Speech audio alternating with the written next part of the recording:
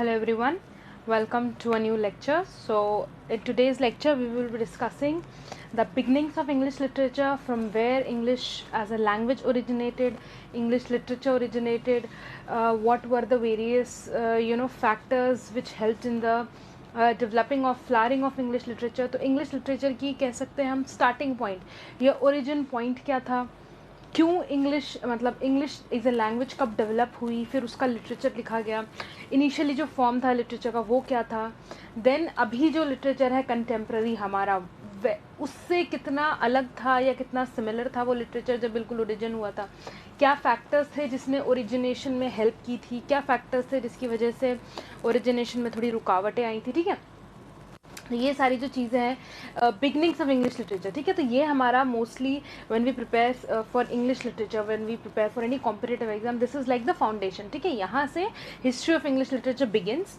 यहाँ से हमें पता लगता है कि इंग्लिश एज अ लैंग्वेज कब डेवलप हुई, कहाँ डेवलप हुई, किन लोगों के बीच में डेवलप हुई, क्या उसके ऊपर इन्फ्लुएंसेस थे, कौन कौन सी फॉरेन लैंग्वेज के इन्फ्लुएंसेस थे, या फिर मतलब उसका सोर्स क्या था डेवलपमेंट का. ठीक है, तो जब हम ये चीज़ें समझते हैं, जब हम फाउंडेशंस सोर्सेस को समझ जाते हैं तो हमारे लिए बेटर हो जाता है आगे के जो उसके डेवलपमेंट्स हैं उनको समझना. राइट, अब एकदम से अगर हम शेक्सपियर से स्टार्ट करेंगे तो that would be quite haphazard, that would be quite abrupt beginning होगी. वो बिगिनिंग हमेशा जो होती है जब हम history of English literature start करते हैं तो beginning will always be from Old English period, Middle English period. ठीक है, ये सारे जो नाम हैं एंगल्स एंड सैक्सन्स, ये जो एक ट्राइब थी, इनके हेल्प से इंग्लिश डेवलप होना शुरू हुई थी. वो कहाँ से आए थे, कैसे उन्होंने फिर डेवलप किया, किस फॉर्म में लिटरेचर जो है इंग्लिश लिटरेचर किस फॉर्म में डेवलप होना शुरू हुआ था, किन किन फैक्टर्स का इन्फ्लुएंस था इस पर, ये सारी चीज़ें हमें करना ज़रूरी है when we start studying history of English literature, which is a must when we are preparing for any competitive exam. Here because we are preparing for the lecturers and school lecturer, college lecturer exam, तो यहाँ पे history of English literature is very very important. As you can see it's almost there in almost all the syllabus. तो जो भी writers हैं, जितने भी dramatists हैं, novelists हैं, उन सबको जब हम पढ़ते हैं तो हम historical referencing के थ्रू पढ़ते हैं. ठीक है, हम individually या एक vacuum में या फिर सिर्फ abruptly ऐसे ही किसी राइटर को नहीं पढ़ते हैं, हम उसको हिस्ट्री में सेट करके उसका हिस्टोरिकल बैकग्राउंड के साथ उसको स्टडी करते हैं. तो उससे हमें बेटर अंडरस्टैंडिंग होती है उसकी पर्सनैलिटी की भी और उनके जो वर्क्स हैं उनकी भी. इसीलिए we are preparing through history of English literature. All the writers that are there in our course हम उनको प्रिपेयर करेंगे हिस्ट्री के थ्रू. ठीक है, सारे राइटर्स भी कवर होंगे, हिस्ट्री भी उनकी कवर होगी, तो आपको एक जनरल ओवरऑल आइडिया मिल जाएगा कि कहाँ से इंग्लिश लिटरेचर बिगिन हुआ और कैसे फिर उसमें अलग अलग स्टेजेस हुए, कैसे कैसे उसमें डेवलपमेंट्स हुए, और आज जिस मुकाम पे या जिस हम कह सकते हैं स्टेज पे है इंग्लिश लिटरेचर वो कैसे यहाँ तक पहुँचा. All right, so let's begin with our very first chapter, that is old, middle and medieval English literature. So this is the beginning, these are the origins of English literature. Okay, now history of English literature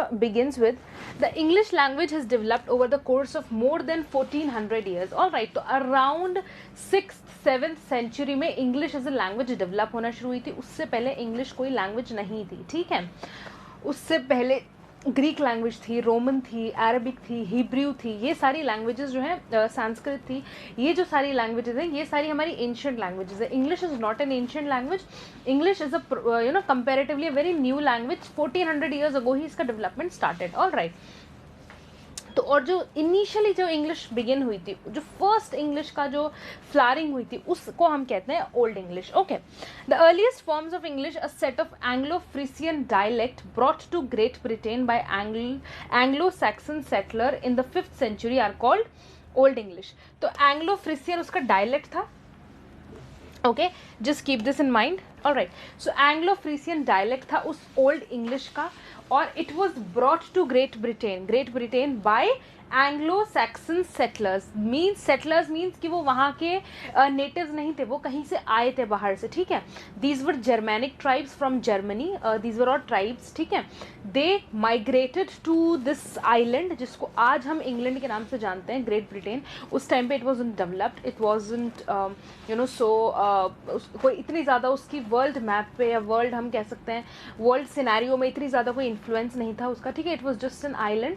उस island पे में these settlers migrated and came to that island. ठीक है, जब वो वहाँ पर आए तब उन्होंने जो अपनी लैंग्वेज डेवलप करी उस वो फिर धीरे धीरे इवोल्यूशन उसका होते होते होते वो आज वो जो इंग्लिश लैंग्वेज हम कहते हैं वो लैंग्वेज वही है. ठीक है, तो it started in 5th century when Anglo-Saxon settlers started to migrate and they started settling in great Britain. ठीक है, तो उसको हम कहते हैं ओल्ड इंग्लिश. उसका नाम जो होगा वो होगा ओल्ड इंग्लिश. ठीक है, और उसका डायलेक्ट जो होगा that will be Anglo Frisian dialect. All right, then Old English literature, तो वो लैंग्वेज की बात हो गई. अब उस लैंग्वेज में किस तरह का लिटरेचर प्रोड्यूस हुआ था. Old English literature, Anglo Saxon literature encompasses the surviving literature written in old English in Anglo Saxon England. ठीक है, in the period after the settlement of the Saxons and other Germanic tribes. तो 3 major tribes थी, बहुत सारी tribes settle हुई थी, Germanic tribes थी. तो ये बहुत सारी ट्राइब्स थी जो माइग्रेट होके आई थी. 3 उसमें मेजर थी, एक थी एंगल्स, एक सैक्सन्स और एक ज्यूट्स. ठीक है, these are the 3 major tribes जो कि हम कह सकते हैं डोमिनेंट ट्राइब्स थी.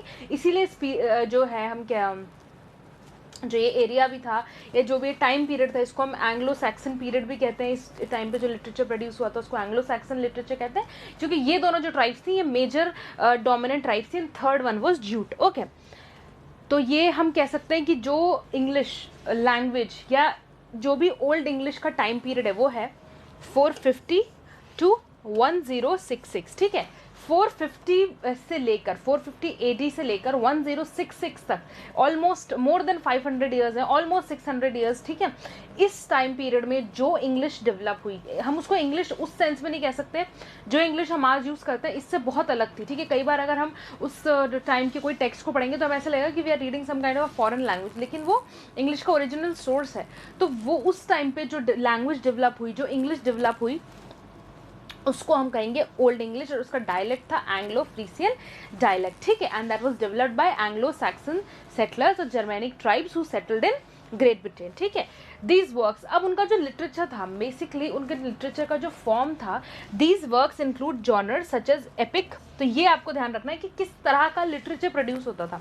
तो एपिक था, एक तो एपिक की बिग स्टोरीज होती हैं ग्रैंड, उसमें वॉर के बारे में बात होती है, मॉरल्स के बारे में, देन एंजल्स, गॉड्स, किंग्स, इन तरह की जो स्टोरीज होती है. जैसे for example we have Mahabharat, then Homer's and then Odyssey and all these things are there. तो ये जो इस तरह की स्टोरीज होती है उनको हम एपिक कहते हैं. तो बहुत कॉमन एक जॉनर था जिसके बारे में लिखना तो उस टाइम पे नहीं था पॉपुलर, उसके बारे में बहुत एपिक्स लोग क्रिएट करते थे. All right, poetry was another. Then hagiography क्या होता है, कोई सेंट होते हैं, रिलीजियस लीडर्स होते हैं, उनकी लाइफ का एक आइडियलाइज्ड वर्जन, एक आइडियलाइज्ड बायोग्राफी कह सकते हो आप. आइडियलाइज इन द सेंस कि फॉर एग्जांपल उनको इस तरह से प्रेजेंट करना कि वो आगे वाली जनरेशन के लिए एक इंस्पिरेशन, एक मोटिवेशन, एक आइडल की तरह उनको प्रेजेंट कर सकें. ठीक है, तो रिलीजियस लीडर्स थे, क्रिश्चियन सेंट्स हुआ करते थे बहुत सारे, उनकी लाइफ को आइडियलाइज तरीके से उनको एकदम डिवाइन क्वालिटीज़ दे के जो एक वर्क को प्रोड्यूस करते हैं उसको हम कहते हैं हैजियोग्राफी. ठीक है, तो किसी भी रिलीजियस लीडर की आइडियलाइज बायोग्राफी को बोलते हैं. ठीक है, then sermons, obviously religious lectures kind of होते हैं. Then Bible translations, legal works, chronicles and riddles. Chronicles means history की रिकॉर्ड रखना, किसी चीज़ का, किसी किंगडम का रिकॉर्ड रखना कि कौन, मतलब वो फैमिली कहाँ से आई थी, कौन थे, and all that kind of things. And riddles. ठीक है, तो ये कुछ मेजर डोमिनेंट जॉनर्स हैं जिस जॉनर में एंग्लो सैक्सन लिटरेचर लिखा गया. तो ठीक है, तो first language like the first year of English, sorry not year, period जिसमें इंग्लिश लैंग्वेज डेवलप होना शुरू हुई, इंग्लिश लिटरेचर डेवलप होना शुरू हुआ, तो ये उस पीरियड के जॉनर्स थे जिनमें उस टाइम के लोगों ने वर्क प्रोड्यूस किया. All right, then the Anglo Saxon Chronicle is a collection of annals. अब ये बहुत इंपॉर्टेंट वर्क है उस टाइम का. 2-3 वर्क्स हैं जो आज मोस्टली वर्क्स तो ऑब्वियसली नॉट सर्वाइविंग, बट कुछ वर्क्स हैं which are still surviving, and उसमें से एक बहुत इंपॉर्टेंट वर्क है एंग्लो सैक्सन क्रॉनिकल. अभी क्या है Anglo Saxon Chronicle? Is a collection of annals in old English from the 9th century that chronicle the history of the Anglo Saxons. तो kind of Anglo Saxon Chronicle कह सकते हैं, kind of history of Anglo Saxons है कि वो कहाँ से आए, कैसे धीरे धीरे सेटल हुए, कैसे उन्होंने लैंग्वेज डेवलप की, अपने ट्राइब को डेवलप किया, कैसे उन्होंने कंट्री को डेवलप किया एंड ऑल दीज थिंग्स, ठीक है. Then second work which is very famous and you know it is influenced from influential work जो उस टाइम का रिमेनिंग है अभी, दैट इज़ पोएम है एक जिसका नाम है Battle of Maldon. Also deals with history. This is a work of uncertain date celebrating the Battle of Maldon of 991. ये एक एक्चुअल में रियल में एक बैटल थी 991 में जो एंग्लो सैक्सन्स की हुई थी वाइकिंग्स के साथ, ठीक है, और वाइकिंग्स उसमें जीते थे. तो ये जो बैटल ऑफ मैल्डन है ये एक रियल फैक्ट है. इसी के ऊपर एक पोइट्री लिखी गई है जिसका नाम है Battle of Maldon. This is also very important work of Anglo Saxon literature. One thing you need to understand कि उस टाइम पे जो ट्रेडिशन था that was oral tradition. Writing tradition इतना ज़्यादा कॉमन नहीं था. ऑब्वियसली ये तो हम कह सकते हैं 13-14 सेंचुरी तक भी इतना ज़्यादा पॉपुलर नहीं था राइटिंग ट्रेडिशन. तो obviously this is we are talking about 5th 6th 7th 8th 9th century, उस टाइम पीरियड की हम बात कर रहे हैं. तो oral tradition was in trend, ठीक है. मतलब जो भी लिटरेचर प्रोड्यूस होता था वो बोल के सुनाया जाता था, गाया जाता था, बैलेड्स होते थे, फोक टेल्स होते थे, ठीक है, इस तरह से होते थे क्योंकि writing was not so popular. दूसरी चीज़ उस टाइम पे पेपर का इतना ज़्यादा कॉमन यूज़ नहीं था. प्रिंटिंग प्रेस अभी इन्वेंट भी नहीं हुई है. पेपर बहुत एक रेयर रिसोर्स की तरह यूज़ होता था, ठीक है. तो इतना ज़्यादा लिखना और राइटिंग को सर्कुलेट करना वो नॉट सो कॉमन अभी भी, ठीक है. और इतना ज़्यादा सिविलाइज्ड भी ये जो लोग थे एंगल्स एंड सैक्सन्स इतने ज़्यादा हाईली सिविलाइज नहीं थी उनकी civilisation. They were tribal people और education and all these things were still on a back foot in these people. Okay.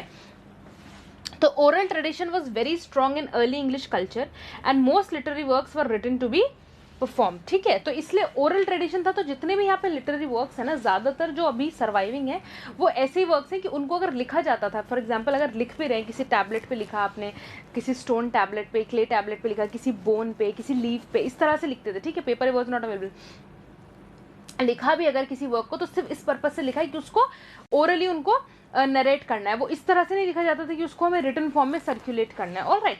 So mostly works were written to be narrated या फिर उनको orally transmit करने के source का M होता था, ठीक है.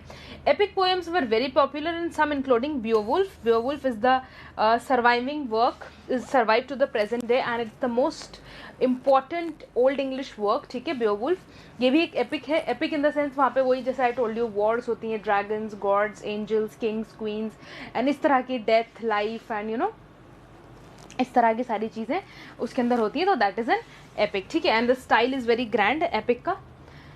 Beowulf is the most famous work in Old English and has achieved national epic status in England. National epic status in England despite being set in Scandinavia. Scandinavian setting है उस epic की, लेकिन still इसको कहीं ना कहीं consider किया जाता है as the best, as a national epic of England. All right. Its composition is dated between 8th and early 11th century.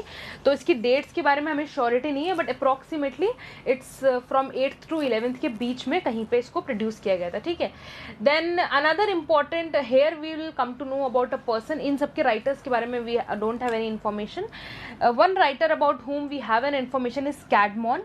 He is the earliest English poet. इन्होंने poetry ज़्यादा लिखी है, whose name is known and his only known surviving work is Caedmon's Hymn, ठीक है. ये उनका एक surviving work है, Caedmon's hymn. Probably dates from the late 7th century. The poem is one of the earliest attested examples of Old English, ठीक है. Around कह सकते हैं 7th century के अराउंड उन्होंने लिखा था. कैडमन्स हिम नाम से उनका वर्क है. That is very important poetical work of Old English literature, Anglo Saxon literature. 2 Old English poems from the late 10th century are. तो ये 7th century का वर्क है और ये 2 इंपॉर्टेंट जो वर्क्स हैं ये 10th century के वर्क्स हैं, ठीक है. These are not by Caedmon. Okay. The Wanderer and the Seafarer both have a religious theme. तो ये 2 इंपॉर्टेंट पोएट्रीज, इनके राइटर्स के बारे में we don't have any much information. तो these are other 2 important poetries of Anglo Saxon literature which we have and which are important, the Wanderer and the Seafarer. Several Old English poems are adaptations of late classical philosophical texts. The longest is King Alfred's 9th century translation of BTS Consolation of Philosophy. Classical philosophical text in the sense कि जो ये Anglos और Angles और Saxons का जब they were developing their language और literature, तो इनके ऊपर बहुत deep influence था. Greek, रोमन, लैटिन जो कल्चर था, जो लैंग्वेज थी, उनका इन पे बहुत ज़्यादा इन्फ्लुएंस था, ठीक है. बिकॉज वही उस टाइम पे रूलिंग डोमिनेंट ट्रेंड था, कल्चर था, रोमन ग्रीक एंड लैटिन, ठीक है.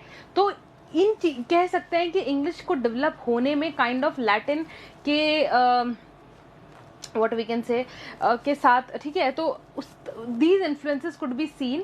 Classical text, classical philosophical text को बहुत ज़्यादा एम्प्लॉय किया गया था. जो उस टाइम पे लोग थे जो इंटरेस्टेड थे इन सब चीज़ों में, they use to refer to them. तो एक बहुत इंपॉर्टेंट वर्क है, किंग एल्फ्रेड ने वो 9th ट्रांसलेशन किया है, बीथियस जो कि क्लासिकल फिलोसफर थे, उनका वर्क है कॉन्सोलेशन ऑफ फिलोसफी, उसको उन्होंने ट्रांसलेट किया है अपनी ओल्ड इंग्लिश में. Then the Anglo Saxon Chronicle हमने पढ़ लिया इसके बारे में, is a collection of annals in old English chronicling the history of the Anglo Saxons. The original manuscript of the chronicle was created late in the 9th century. तो it was created around 9th century, probably in Wessex, we are not sure, हो सकता है Wessex में बनी हो, during the rain of Alfred the great. This is sure कि Alfred the great नाम से किंग था जिसने रूल किया 871 to 899 AD के अराउंड, और उसके रूल के दौरान ये एंग्लो सैक्सन क्रॉनिकल लिखी गई, ठीक है, जिसमें कि एंग्लो सैक्सन्स की बहुत डिटेल्ड हिस्ट्री हमें मिलती है. All right. So after Old English, the next form in which English evolution took place was Middle English. ठीक है, तो Old English के बाद जो हम स्टडी करते हैं that is Middle English. Reason of transition, अब ये Old English to Middle English ये ट्रांजिशन हुआ क्यों, ठीक है, जो टाइम पीरियड है जिसको हम स्टार्टिंग पॉइंट मानते हैं कि तब जो है ओल्ड इंग्लिश का जो है ऑलमोस्ट टाइम पीरियड ओवर हो गया था और अब मिडिल इंग्लिश ओरिजिनेट होना शुरू हुई, एवोल्यूशन उसका होना शुरू हुआ, वो है ईयर 1066. ठीक है, reason of transition, the Norman conquest of England in 1066 increase the influence of Norman aristocracy. ठीक है, तो नॉर्मन फ्रेंच किंगडम था एक, ठीक है, तो ये लोग लैटिन या फ्रेंच का यूज़ करते थे अपनी लैंग्वेज में ज़्यादातर, और इसने क्या कहते हैं, Norman conquest of England happened, so William the conqueror was the name of the king.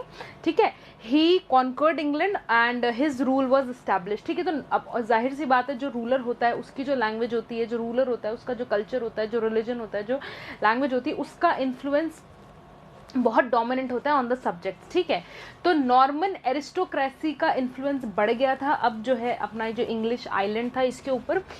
French became the standard language of courts, parliament and polite society. Polite society in the sense elite society, या फिर जो भी literature से related या art से related society थी उसकी language बन चुकी थी फ्रेंच. लीगल काम जो होते थे, पार्लियामेंट में, कोर्ट्स में जो प्रोसीडिंग्स होती थी, कुछ भी एक तरह से ऑफिशियल लैंग्वेज वॉज फ्रेंच. ठीक है, तो फ्रेंच जो है वहाँ पे कॉमन हो गई थी. देयर लैंग्वेज एंड लिटरेचर, किसका लैंग्वेज एंड लिटरेचर, नॉर्मन जो कॉन्क्वेस्ट हुआ था नॉर्मन लोगों का, फ्रेंच का, mingled with that of the natives and the Norman dialects of the ruling classes became Anglo Norman. तो अब हमेशा ये होता है जब एक फॉरेन लैंग्वेज, आउटसाइडर लैंग्वेज का इंट्रोडक्शन होता है किसी लैंड में, ठीक है, एक फॉरेन लैंग्वेज का, तो ऐसा नहीं है कि लोग अपनी नेटिव लैंग्वेज को कम्प्लीटली भूल के उस लैंग्वेज को अडॉप्ट कर लेते हैं. जो नई जो लैंग्वेज आती है, फॉरेन लैंग्वेज जो होती है, वो हमेशा मिंगल होती है नेटिव लैंग्वेज के साथ, और उसके साथ मिलके उसका एक नया डायलेक्ट, या हम कह सकते हैं एक नया व्हाट वी कैन से, एक नया उसका फेस डेवलप हो जाता है. जैसे फॉर एग्जांपल इंग्लिश है, अब ब्रिटिशर्स केम टू इंडिया, तो जो जिस तरह से इंग्लिश लैंग्वेज को ब्रिटिशर्स यूज़ करते थे, हम वैसे तो यूज़ नहीं करते.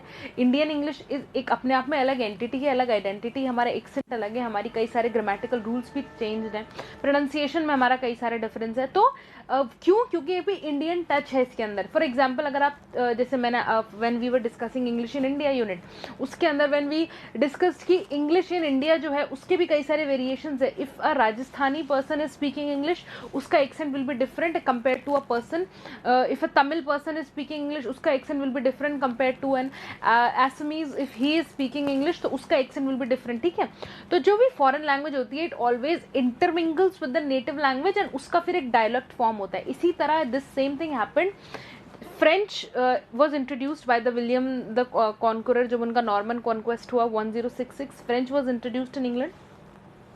वहाँ से जैसे फ्रेंच इंट्रोड्यूस हुई, उसके बाद से जो एंग्लो सैक्सन लैंग्वेज थी, एंगल्स एंड सैक्सन, जिसके बारे में ओल्ड इंग्लिश जिसे हम कहते हैं, उसका mixture, old English got mixed with this Norman, या फिर हम कह सकते हैं फ्रेंच लैंग्वेज, और जो एक नया डायलेक्ट फॉर्म हुआ जो कि कॉमन लोग यूज़ करते थे, that was known as Anglo Norman. ठीक है, एंग्लो नॉर्मन कहते हैं उस डायलेक्ट को, और यही एंग्लो नॉर्मन हम मिडिल इंग्लिश भी कह सकते हैं. Okay, so the Norman dialect from then until the 12th century, ठीक है। तो 12th सेंचुरी तक एक ग्रेजुअल ट्रांजिशन हुआ, ऐसा नहीं है कि सडनली रूलर कम्स, उसकी फॉरेन लैंग्वेज होती है and suddenly every subject has to learn that foreign language और कल से उसी में कम्युनिकेशन होगा, ऐसे नहीं होती है। Language always develops with gradual change, step by step उसका प्रोसीजर होता है। इन एकदम से क्या कहते हैं हम, एकदम हेस्टी उसका इम्प्लीमेंटेशन नहीं हो सकता है। लॉ आप हेस्टीली इम्प्लीमेंट कर सकते हो बट लैंग्वेज कभी जल्दी में इम्प्लीमेंट नहीं हो सकती, उसका ग्रेजुअल डेवलपमेंट होता है, इंटरमिंगल होती है वो नेटिव लैंग्वेज के साथ और फिर उसका एक नया डायलेक्ट फॉर्म होता है, फिर वो लैंग्वेज जो है वहाँ पे फ्लरिश करती है। The same thing happened here also. ये एक कॉमन हम कह सकते हैं कॉमन प्रोसेस है, कॉमन साइकिल है किसी भी फॉरेन लैंग्वेज का किसी दूसरी कंट्री में जाके डेवलप होने का, ठीक है। तो द सेम थिंग हैपेंड यहाँ पर भी।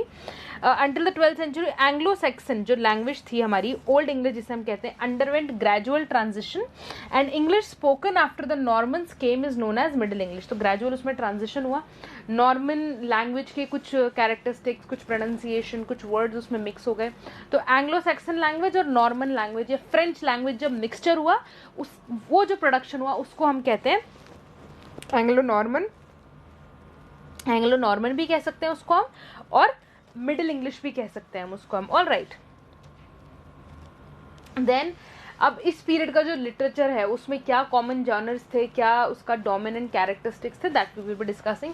सो in this period religious literature continue to enjoy popularity. तो सबसे ज़्यादा जो एंशंट हम whenever we'll study any ancient literature, तो उसमें जो डोमिनेंट थीम थी दैट वाज रिलीजन, ठीक है। तो religious literature was the initially हम कह सकते हैं कि this art of story telling और ये जो यू नो मॉरल लेसन्स, ये सब आए ही वहाँ से कि इनका जो सोर्स है that is religious literature. So religious literature यहाँ पर भी was very common, continue to enjoy popularity and hagiographies we already discussed क्या होती हैं वो, आइडियलाइज्ड बायोग्राफीज ऑफ सेंट्स, ये एक बहुत कॉमन जॉनर था लिटरेचर का जो बहुत सारे इसमें प्रोडक्शन हुआ at that time, were written, adapted and translated. Now translated कई जैसे फ्रेंच है तो for example now French is the language of the ruler, जो भी रूलर की लैंग्वेज होती है उसको कहीं ना कहीं थोड़ी प्रेस्टीज मिली हुई होती है, राइट। जो भी एक ruler, when a ruler is having some language तो उसकी लैंग्वेज को एक सुपीरियोरिटी का एस्पेक्ट अपने आप जुड़ जाता है, because obviously it's a language of the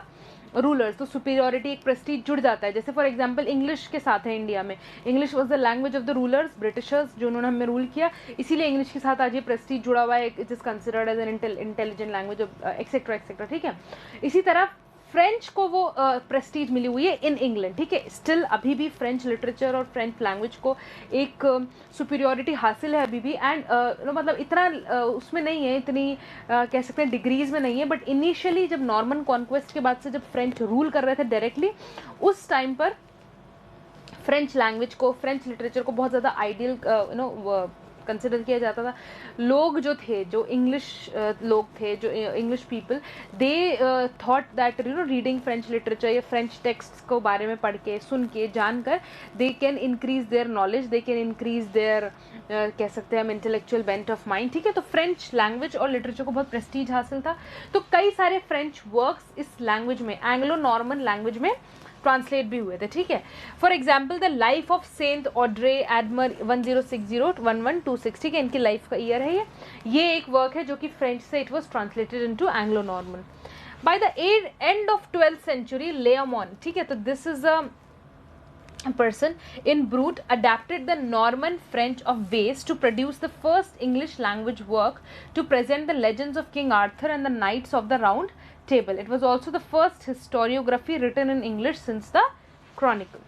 So the work by Leomon, ठीक है, in Brut, Norman French का एक वर्क था बाय द राइटर वेस, उसको उन्होंने ट्रांसलेट किया था इन दिस एंग्लो नॉर्मन, और उसके अंदर जो स्टोरी थी that was about King Arthur. King Arthur जो है, अब we don't know, it's a legend, मतलब कि इसको फिक्शनलाइज करके प्रोड्यूस किया गया और it was a real tale. King Arthur is considered, ठीक है, एक एंशियंट ब्रिटिश मिलिट्री लीडर भी हो सकता है, कोई ब्रिटिश किंग भी हो सकता है, जिसने एंगल्स एंड सैक्सन्स जो इन्वेजन था, जो उन्होंने माइग्रेट करके, जैसे मैंने बताया, दे स्टार्टेड सेटलिंग, तो जब भी कोई माइग्रेट करके किसी दूसरे लैंड में सेटल होने के लिए कोई ट्राइब जाती है तो ऑब्वियसली उसको थोड़ा बहुत क्या कहते हैं उसको मतलब एक डिफेंस फेस करना पड़ता है, एक अटैक तो उस पर होता ही obviously, because you are trying to settle in someone else's land, ठीक है। तो उस टाइम पे एंगल्स एंड सैक्सन्स का जो भी स्ट्रगल या कॉन्फ्लिक्ट हुआ होगा विद द ब्रिटिश जो नेटिव्स थे वहाँ के, उनके साथ जो स्ट्रगल था उसमें एक बहुत ब्रेव, एक हीरोइक लीडर के तौर पे king Arthur was some person 5th-6th century, ठीक है। We don't know it was a true story या फिर एक ये लेजेंड है, you know, just to ignite nationalist sentiments उसको क्रिएट किया गया, और there was a real king Arthur जो हो सकते थे, ठीक है। तो we don't know for sure, लेकिन king Arthur as a legend, as a king, as a story has become very famous, ठीक है, थ्रू आउट यूरोप। इसको बहुत ज़्यादा फेमस मिली थी because of the work by Geoffrey of Monmouth. 1135 के around उन्होंने वो वर्क लिखा था, ठीक है, उसकी वजह से इट बिकेम वेरी फेमस। लेकिन इसके बारे में काफ़ी एंगल्स एंड सैक्सन्स के लिटरेचर में भी, जो नेटिव्स थे उनके लिटरेचर में भी काफ़ी जगह हमें रेफरेंस मिलता रहता है, एंड इट गेन्ड मतलब एक ब्रिटिश लोकल लीडर से हटके इसको एक यूरोपियन फेम मिल गया था, and he became a, you know, a symbol of bravery and a symbol of gallantry and patriotism and all these things, ठीक है। So this is one work which was translated from Norman French to Anglo-Norman, okay. It was the first historiography within English since the Chronicle. तो Chronicle के बाद से important historical work माना जाता है इसको by Learmonth, okay. Then middle English Bible translations, ये एक बहुत इंपॉर्टेंट फैक्टर है इंग्लिश एज अ लैंग्वेज को डेवलप और स्टैंडर्डाइज करने का, द बाइबल ट्रांसलेशंस, ठीक है। They were began by Wycliffe, ठीक है। Wycliffe was a person who began these Bible translation. Bible जो इनिशियली थी बिल्कुल ऑफ कोर्स जिस फॉर्म में Christ got the Bible, that was in Hebrew language, ठीक है। फिर स्लोली एंड ग्रेजुअली लैटिन, क्योंकि what we can say Latin एक इन्फ्लुएंशियल लैंग्वेज थी by the time Roman language, ये इन्फ्लुएंशियल लैंग्वेज थी, तो इनको ट्रांसलेट किया गया। Hebrew Bible was translated into Latin, ठीक है। लैटिन जो उसका वर्जन था, this Latin version is this was you know considered as a standard version of the any कोई religious proceedings हैं, कुछ भी है, Latin language को उसका standard version माना जाता था। But people of England didn't know Latin, ठीक है। जो natives थे, जो everyday common people, they didn't know Latin. Latin was a very classical, a very what you can say in the sense, a very civilized, a very ornamental, a very you know, a very established, a very developed kind of a language, ठीक है। तो people didn't know language Latin, they were not familiar with this, so they were not able to read Bible, जो कि उनका religious text था, of course they were not able to read Bible, तो वो उन्हीं interpretations पे, translations पे dependent थे जो किसी और ने किया है। तो this point fact that when you read a translation, when you read a original text, बहुत difference होता है आपकी interpretation में। तो religion में जितना भी corruption है, हम किसी भी religion की बात करें, it's not specific to Christianity, जितने भी रिलीजन में करप्शन है, उसका one of the major reason, there are other reason, one of the major reason यही होता है कि जिस लैंग्वेज में स्क्रिप्चर होता है, राइट, वो लैंग्वेज नेटिव्स अननोन होते हैं उस लैंग्वेज से, तो वो स्क्रिप्चर के ट्रांसलेशंस और इंटरप्रिटेशन के लिए किस पे डिपेंडेंट होते हैं, रिलीजियस लीडर्स पे। तो और रिलीजियस लीडर्स उस ट्रांसलेशन को, इंटरप्रिटेशन को इस तरह मोल्ड करते हैं with that could benefit them. वहीं से सारा करप्शन जो है शुरू होता है किसी भी रिलीजन में, राइट। तो this same thing was happening in England and other religions also, in other countries it happened, but let's focus on England specifically. तो the same thing was happening in England, लेकिन उसका एक one of the कह सकते हैं हम initial जो start की थी, इस चीज़ को हम डिटेल में we will discuss when we will discussing about the Reformation, Renaissance, when we will be discussing in detail later on, we will be discussing Reformation movement, तब इस फैक्टर को हम ज़्यादा डिटेल में रीड करेंगे। बट इंग्लिश बाइबल को natives की language में ट्रांसलेट करने का जो प्रोसीजर स्टार्ट हुआ था, that was started by Wycliffe. He helped to establish English as a literary language. It appeared between about 1382 and 1395. तो उन्होंने ये फैक्ट या फिर ये टेनेट उन्होंने प्रपोज किया that English is also a complete language, ठीक है। So we should produce a translation of Bible into English for the benefit of the people, all right. Then these Bible translations were the chief inspiration and cause of the Lollard movement, a pre-Reformation movement, ठीक है। तो there was a Lollard movement also, pre-Reformation movement, Reformation से पहले वो movement हुआ था। Major जो हम कह सकते हैं revival of religion, religious learning, religious beliefs है, वो तो Reformation movement ही है, will be reading about it in detail. लेकिन Lollard movement एक pre-Reformation movement है, और ये बहुत हेविली इंस्पायर्ड और इन्फ्लुएंस था वाइक्लिफ के इंग्लिश ट्रांसलेशंस जो हुए थे बाइबल के, उनसे, all right. It rejected many of the teachings of the Roman Catholic church. वो टीचिंग्स जो बाइबल के साथ कंपैटिबल नहीं है, जो टीचिंग्स बाइबल में नहीं कहा जा रही है बट पोप या फिर रिलीजियस लीडर्स जो हैं वो उसको एम्प्लॉय कर रहे हैं और वो कह रहे हैं कि पीपल शुड सपोज टू, तो वो जो टीचिंग्स थी उनको उन्होंने रिजेक्ट किया. They said that our beliefs will be according to the Bible, obviously because that is the sacred text, right? Literary genre of romances appears in English from the 13th century. ठीक है, तो अभी तक हमने पढ़ा, we studied कि कौन से genres were very common old English और मिडिल इंग्लिश के इनिशियल पीरियड में.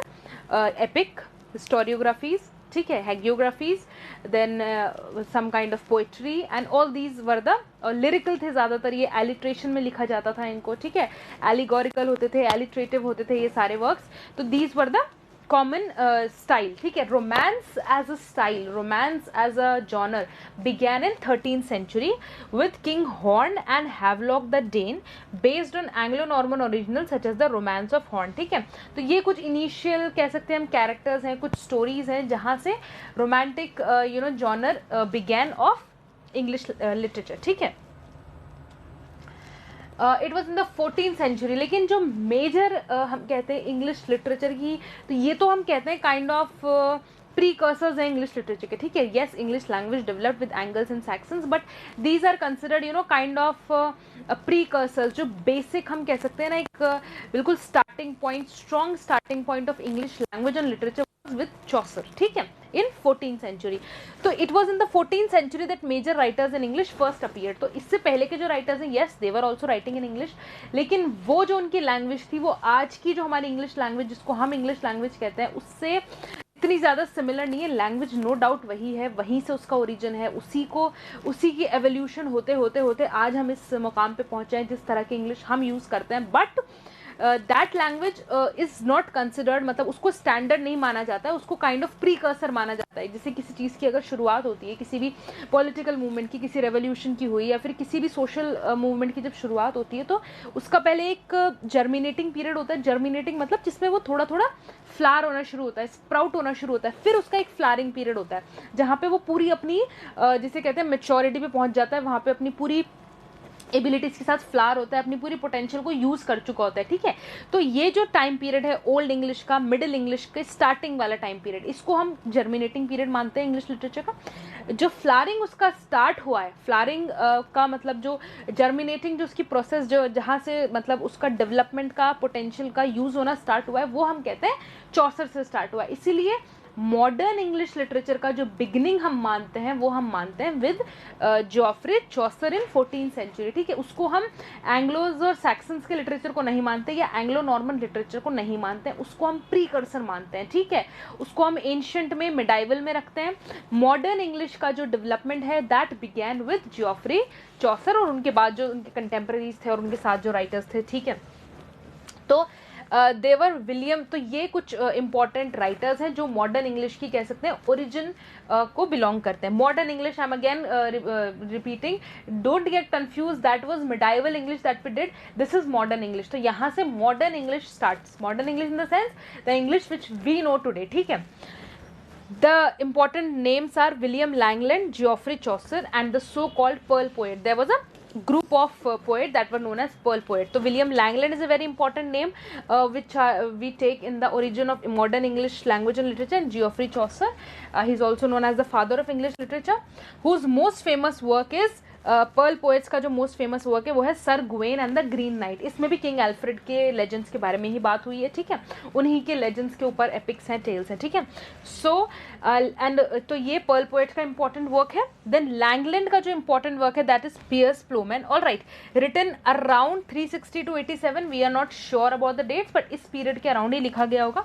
इसका जो अलग दूसरा नाम है that is Visio Willelmi de Petro Plowman, that is William's vision of Piers Plowman. All right, is a middle English allegorical narrative poem written in unrhymed alliterative verse. ठीक है, तो जो उस टाइम की टेक्निकल जो प्रोडक्शन मतलब जो technical aspects थे उस टाइम के लिटरेरी आउटपुट के, देवर दे वर एलिगोरिकल. मोस्टली वर्क्स, जितने भी वर्क्स अभी तक हमने पढ़े हैं, mostly 90% of them were allegorical, मतलब सिम्बॉलिकली उसमें एक्सप्लेन की जाती हैं चीज़ें. किसी चीज़ का को यूज़ करा जाता है, उसका एक हिडन मीनिंग होता है, एक डीप मीनिंग होता है, एक सरफेस मीनिंग होता है, ठीक है, दैट इज एलिगोरिकल. तो एलिगोरिकल नैरेटिव्स थे और एलिटरेटिव थे. एलिटरेटिव क्या होता है? जब एक ही सेंटेंस में, for example I am using 5 words और वो 5 के 5 word same letter of alphabet से स्टार्ट होते हैं, ठीक है, तो that is known as allegorical. तो ये एक म्यूजिकल क्वालिटी प्रोवाइड करता है, जो भी हम लाइन है उसको एक रिदम प्रोवाइड करता है. और हमने वी ऑलरेडी डिस्कस कि उस टाइम पे जो भी लिटरेचर प्रोड्यूस होता था दैट वाज मोस्टली संग या फिर उसको नैरेट किया जाता था एंड ऑल दीज थिंग्स. इसीलिए एलिटरेटिव होता था वर्क, ताकि उसको एक मेलोडी मिल सके, म्यूजिक मिल सके, and it is it entertain the listeners, ठीक है. और वो एलिगोरिकल होते थे. Sir Gawain and the green knight is a late 14th century middle English alliterative romance. It is one of the better known Arthurian stories, ठीक है. I told you it's an Arthurian, it's about king Arthur's legend and it's an alliterative romance. One of the very few. And who was the writer? The Pearl poet, the group known as Pearl poets. Then late middle English. अब यहाँ से जो है late middle English को हम कहते हैं origin of modern English literature या मॉडर्न इंग्लिश लैंग्वेज, ठीक है. तो दो हमने पीरियड्स के बारे में पढ़ा. Old English, Anglo Saxon literature विच एंडेड, जो बिगैन हुआ था एंगल्स एंड सैक्सन्स के माइग्रेशन टूवर्ड्स ब्रिटेन से, and it ended with the William the conquerors conquest, Norman conquest, जो 1066 में हुआ था, ठीक है. वो ओल्ड इंग्लिश का पीरियड है. 1066 के बाद से हमारी मिडिल इंग्लिश, जिसका ही अलग दूसरा नाम है एंग्लो नॉर्मन, उसका डेवलपमेंट शुरू हुआ. Bye the end of 14th century हम कहते हैं, इसको हम कहते हैं लेट मिडिल इंग्लिश भी कह सकते हैं और इसको हम मॉडर्न इंग्लिश भी कह सकते हैं, ओरिजिन पॉइंट भी कह सकते हैं. और ठीक है, तो middle English lasted until the 1470s तक मिडिल इंग्लिश का लास्टिंग हुआ. नॉर्मन, जिसको हम कहते हैं Anglo Norman. When the Chancery Standard, अब ये Chancery Standard एक इंग्लिश का ही डायलेक्ट का नाम है. क्या था ये? London based form of English. ये एक London based form of English था. कॉमन लोग जो लैंग्वेज यूज करते थे, एवरीडे लैंग्वेज जो थी उन लोगों की, वो थी. तो उसका एक डायलेक्ट था जिसको हम कहते थे चांसरी स्टैंडर्ड, ठीक है. लंदन में ये बहुत ज्यादा कॉमन था. It became wide spread and the printing press started to standardise the language. Now see the year 1470s. तो 1440s के around Gutenberg invented printing press और 1476 के around it came, William Caxton brought it to Europe, ठीक है, brought it to England, ठीक है. तो इस टाइम पे प्रिंटिंग प्रेस भी आ गई थी, तो किसी भी लैंग्वेज का सर्कुलेट होना ईजियर था. सर्कुलेट होना ईजियर है तो लैंग्वेज का डेवलप होना, फ्लरिश होना कंपैरेटिवली ईजियर हो गया, क्योंकि अब ज़्यादा लोग, मास पॉपुलेशन तक वो लैंग्वेज जल्दी पहुंच सकती है, ठीक है. तो चांसरी स्टैंडर्ड जो एक डायलेक्ट है इंग्लिश का, एंग्लो नॉर्मन का ही एक डायलेक्ट था, वो बहुत पॉपुलर होना शुरू हो गया था. और उसी डायलेक्ट में जो है Chaucer wrote his work. Okay, Geoffrey Chaucer, his dates are 1343 to 1400. He is the author of the Canterbury Tales. This is the very important work from the exam point of view also.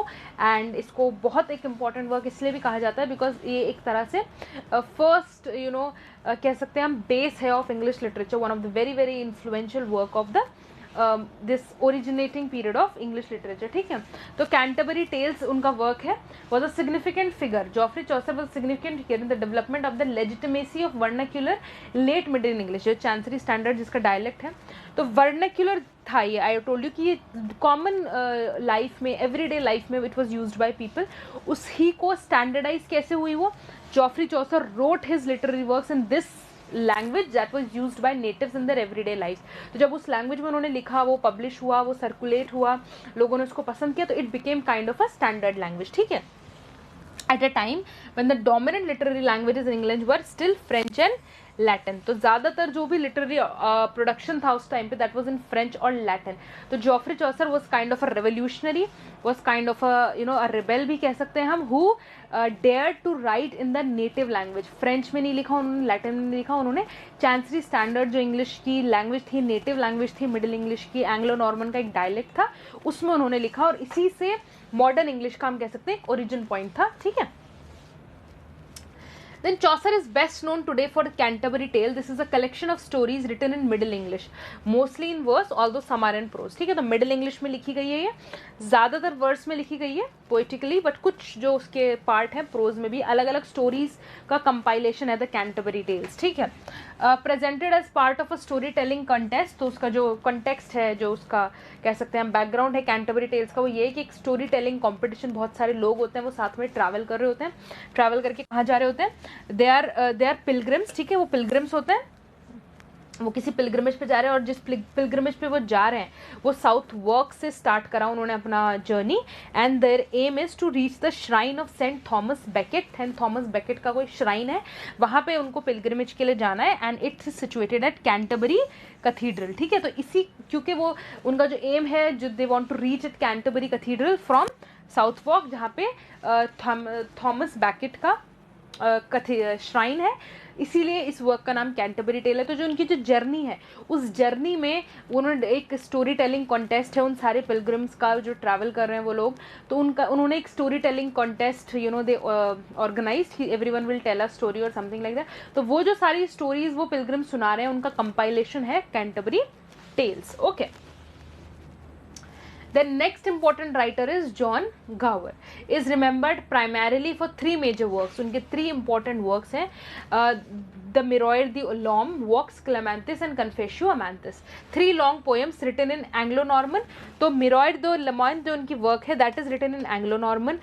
Vox Clementis is written in middle English, और कन्फेशियो अमांथिस जो है उनकी, that is sorry वॉक्स क्लेमेंथिस जो है उन्होंने Latin में लिखी है, और कन्फेशियो अमांथिस उन्होंने मिडिल इंग्लिश में लिखी है. Alright, I just clear it so that it doesn't confuse you. Three works, 1, 2, 3. First one he wrote it in Anglo Norman. Second work he wrote it in Latin, तो I am writing 1 here. Second work he wrote it in Latin, and third he wrote it in Middle English. So he kind of what we can say explored all the three languages, right, which are united by common moral and political themes. तो उनकी जो themes हैं वो तो moral और political ही हैं, but उन्होंने language अलग अलग use किए, and he is considered an important writer of this period.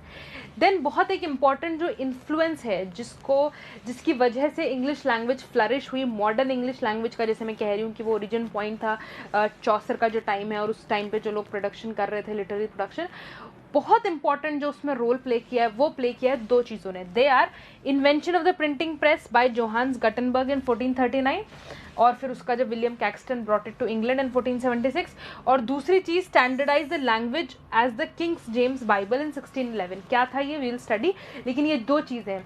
Kings James Bible थी एक, उन्होंने कंपाइल करके ट्रांसलेट करके उसको नॉर्मल जो इंग्लिश थी उसके अंदर ट्रांसलेट करके उन्होंने एक उसको स्टैंडर्ड फॉर्म दिया था कि this will be considered as a standard Bible, King James, और ये वर्जन पब्लिश हुआ था इन 1611. ये बहुत इंपॉर्टेंट है इंग्लिश लैंग्वेज को स्टैंडर्डाइज फॉर्म देने के लिए, एक फॉर्मल उसको व्हाट वी कैन से एक फॉर्मल कैटेगरी देने के लिए, एक फॉर्मल प्रेस्टीज, फॉर्मल पोजीशन देने के लिए as a language. This work Kings James Bible of 1611 जो उसका इंग्लिश वर्जन है बहुत इंपॉर्टेंट है स्टैंडर्डाइज करने के लिए इंग्लिश लैंग्वेज को. और दूसरी चीज़ of course with coming of printing press circulation was easy, तो उसकी फ्लरिशिंग में it helped. Okay, then significant religious works were also created in the 14th century, including those of Julian of Norwich and Richard Rolle. So these are two important people who wrote religious works, and they are also important of these time. Then Julian's का एक work है Revelations of Divine Love, about 1393 के around इन्होंने लिखा है, is believed to be the first published book written by a women in English language. ठीक है, so this could be an important question, that it is considered as the first literary work produced by a women. Before this, जितने भी literary productions थे, they were all credited to men. Then this is a work, और ये religious इसकी theme है, that is Revelations of Divine Love by the name is Julian of Norwich. ठीक है, this is considered as the first published work by a women in English language, ठीक है.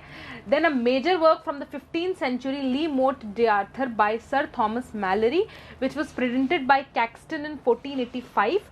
This is a compilation of some French and English Arthurian romances and was among the earliest book printed in England.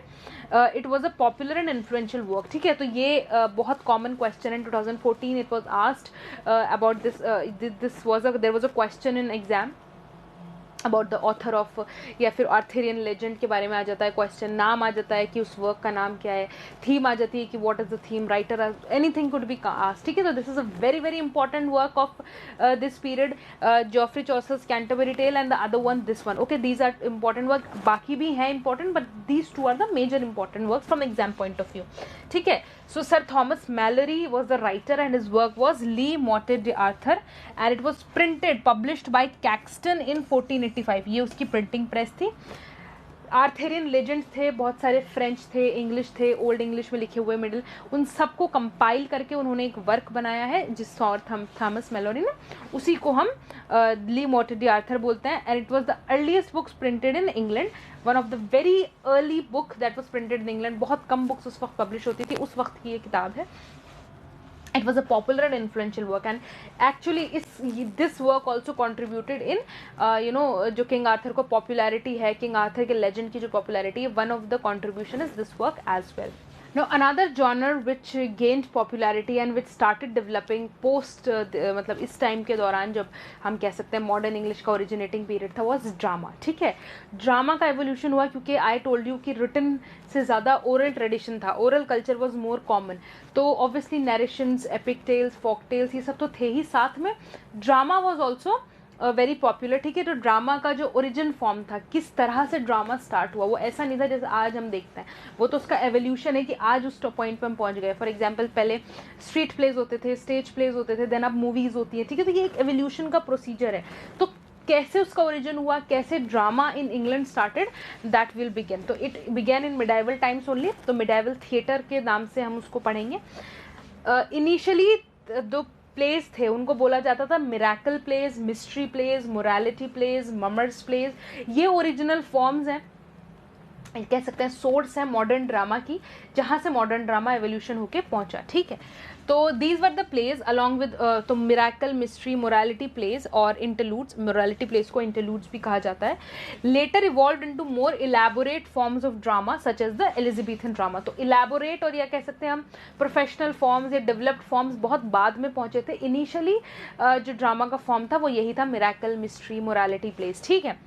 Mystery place क्या थे? Mystery place were presented in the porches of cathedrals or by strolling players on feast days and these enacted the lives of saints. तो mystery place basically church में, कैथीड्रल्स में, मतलब religious themes होती थी of course, cents की lives के बारे में प्लेस होते थे. स्ट्रॉलिंग प्लेयर्स होते थे, एक्टर्स होते थे, मतलब वो लोग घूम घूम के अलग अलग जगहों पे जाते थे. फॉर एग्जांपल एक चर्च, इस लोकेलिटी में एक चर्च है, वहाँ पे वो जाके कुछ प्ले कर रहे हैं, कुछ बाइबल की स्टोरी, कोई सेंट की लाइफ है उसके बारे में दे आर प्लेइंग एनैक्टिंग समथिंग. तो बहुत ज़्यादा उसमें प्रॉप्स नहीं होते थे, बहुत ज़्यादा कोई ड्रेसेस नहीं होती थी, और वो ट्रैवलिंग होते थे. मतलब वो लोग जैसे हम फॉर एग्जाम्पल नुक्कड़ नाटक होते हैं, स्ट्रीट प्लेज होते हैं, उस तरह से कुछ उसका just to make you understand, कुछ उस तरह का सिस्टम था, ठीक है. तो चर्च में होते थे ज़्यादातर, ये जो प्ले किए जाते थे चर्च के अंदर किए जाते थे, कैथीड्रल में किए जाते थे. जैसे प्रेयर है, प्रेयर के बाद वो कहीं प्ले कर रहे हैं और उसका रिलीजियस थीम होता था, कोई रिलीजियस आइडिया को ही प्रोपोगेट करने के लिए ये किए जाते थे, ठीक है. तो देवर मिस्ट्री प्लेस. या फिर फीस्ट डेज, मतलब कोई स्पेशल रिलीजियस फेस्टिवल हुआ या कोई स्पेशल किसी सेंट का फीस्ट है, किसी का feast is kind of birthday, या फिर इस तरह से कोई इंपॉर्टेंट डे जब होता था उस दिन ये इनैक्ट किया जाता था. देन हमारी अनदर जो कैटेगरी है that is mummers play. It's a form of early street theatre associated with the Morris dance, concentrating on themes such as Saint George and Dragon and Robin Hood.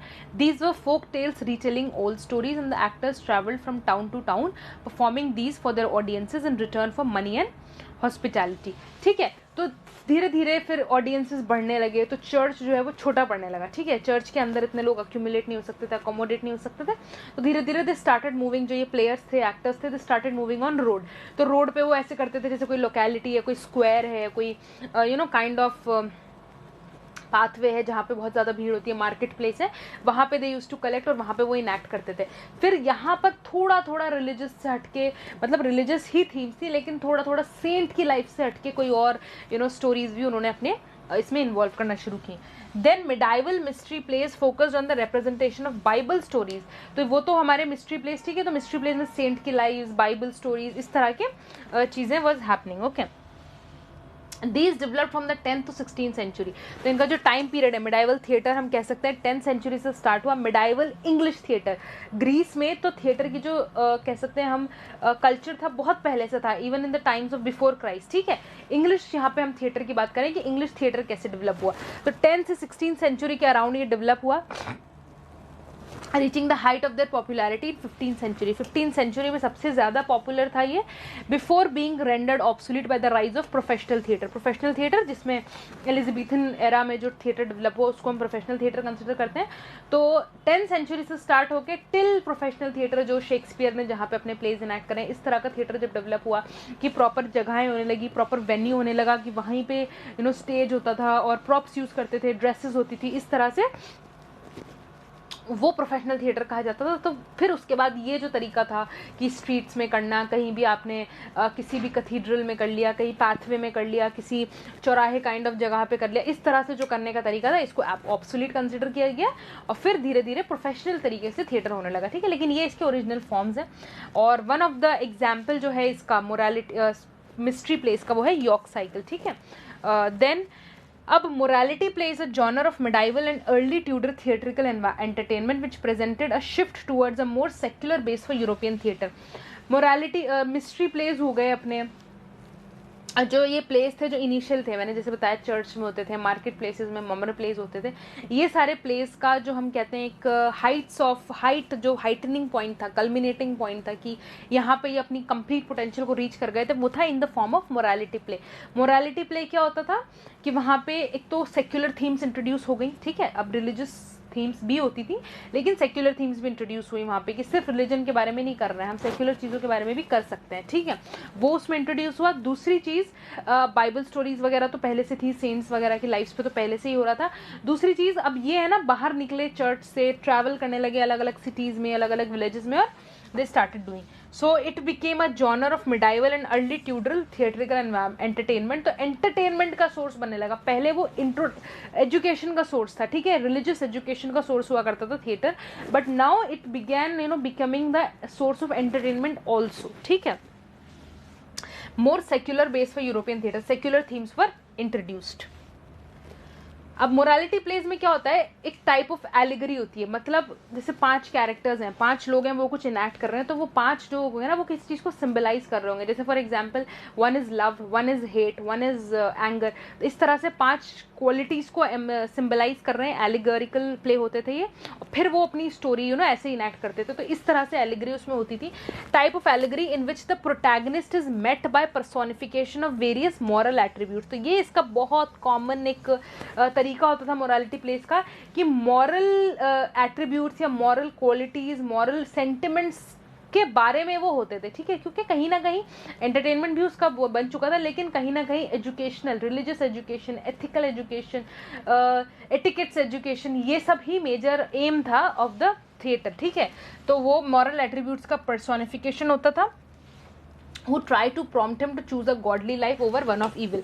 और ये उनका major theme होता था कि the battle between good and bad, जो cliché theme है हमेशा से हर तरह के जॉनर में रहा ही है, the battle between good and evil and why a person should choose between good and evil, he और she always should choose the good one, ठीक है। उसका एक बहुत फेमस एग्जाम्पल है the summoning of every man, जिसका कि ये मिडिल इंग्लिश काइंड ऑफ उसमें लिखा है, इस तरह से लिखा जाता था। इसका जो अभी हम मॉडर्न इंग्लिश में अगर इसको लिखेंगे, समनिंग ऑफ एवरी मैन, 1509 1519 के अराउंड इसको इनैक्ट किया गया था, and it is usually referred to simply as Everyman. तो एवरी मैन के तरीके से, एवरी मैन इसका कॉमन नेम है, बट पूरा नेम इसका ये है। मिडिल इंग्लिश में जो इसका नाम है वो ऐसे लिखा जाता है स्पेलिंग, और इसका एक्चुअल मॉडर्न इंग्लिश में इसका जो हम लिखेंगे तो ऐसे लिखा जाएगा, is late 15th century English morality play. तो 15th सेंचुरी का बहुत फेमस मोरालिटी प्ले है। उसके बाद जो है फिर प्रोफेशनल थिएटर का डेवलपमेंट हो ही गया था, you can see from the years 1519 around. इसके बाद से तो प्रोफेशनल थिएटर स्टार्टेड डेवलपिंग, तो मोर और ज़्यादा किसे कहते हैं हम, डिफाइन तरीके से theatre practice started. Alright, so this was all about the medieval English development, origin की कहाँ से इंग्लिश लैंग्वेज आई, कैसे उसका डेवलपमेंट हुआ स्लोली एंड ग्रेजुअली, एंड फिर कहाँ से वो हम एक स्टार्टिंग पॉइंट जो मानते हैं इंग्लिश लिटरेचर का, इंग्लिश लैंग्वेज का ओरिजिनेटिंग पॉइंट जो मानते हैं, that we discussed. Alright, so that was all for today's lecture. We'll meet in the next lecture. Thank you.